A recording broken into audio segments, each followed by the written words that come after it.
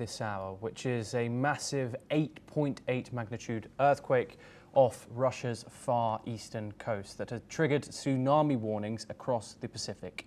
The earthquake, which hit near Russia's Kamchatka Peninsula at about 11:25 a.m. local time on Wednesday, is believed to be one of the most powerful ever recorded.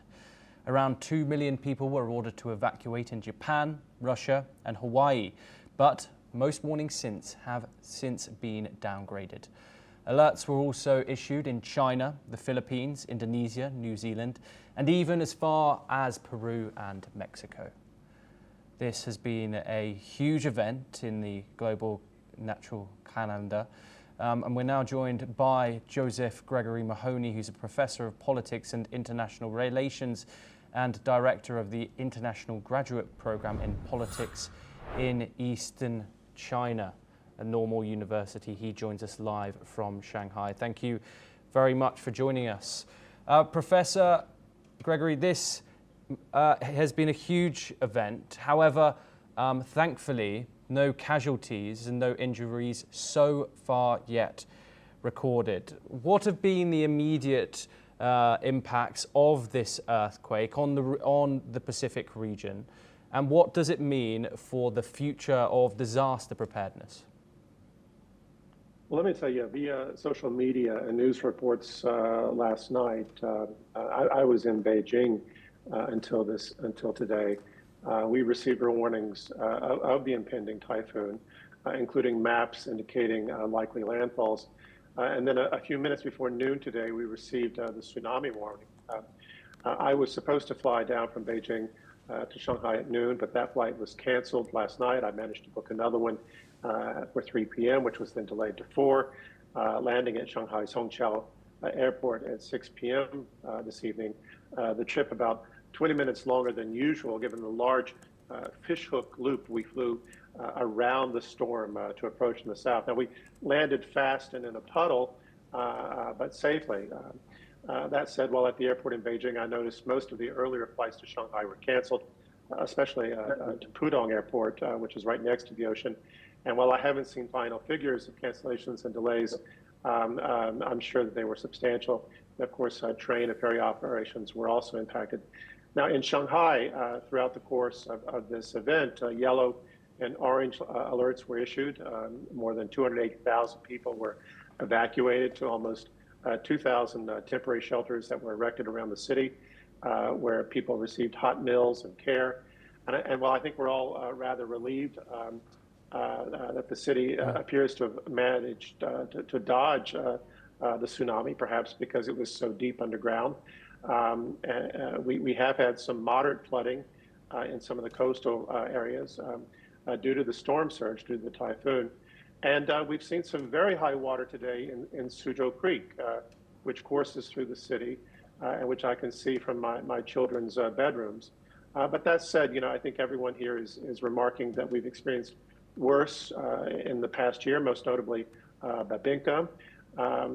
And the weather presently, and I'm here in the middle of the city, we have just a slight drizzle and low to moderate winds.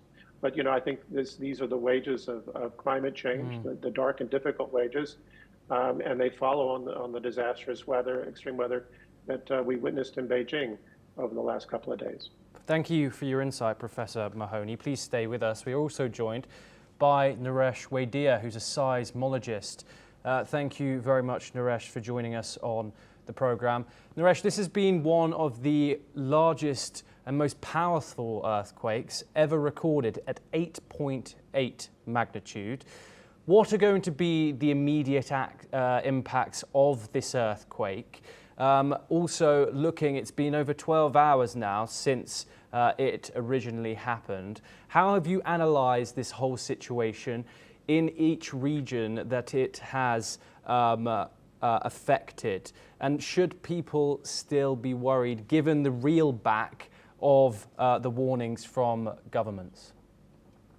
Yeah, it is a mega earthquake, 8.8 magnitude earthquake occurred in Kamchatka, and this is a shallow hoax earthquake.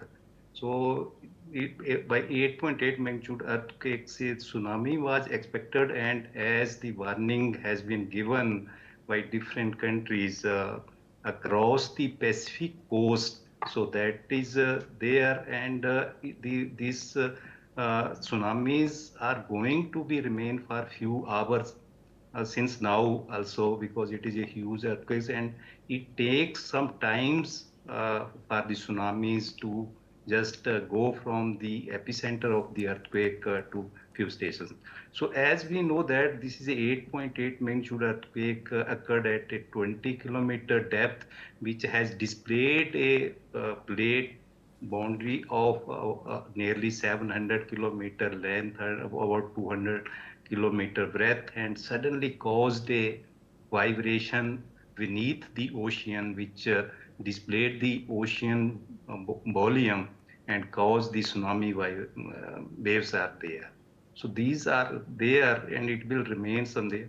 As it is occurred within the sea, so there is no direct casualties, but due to tsunamis, there can be some damage and casualties are there. But now we have the tsunami warning systems all over different countries, and this is just as the ring of Pacific where major earthquakes or great earthquakes occurred in the past. Also, we have seen.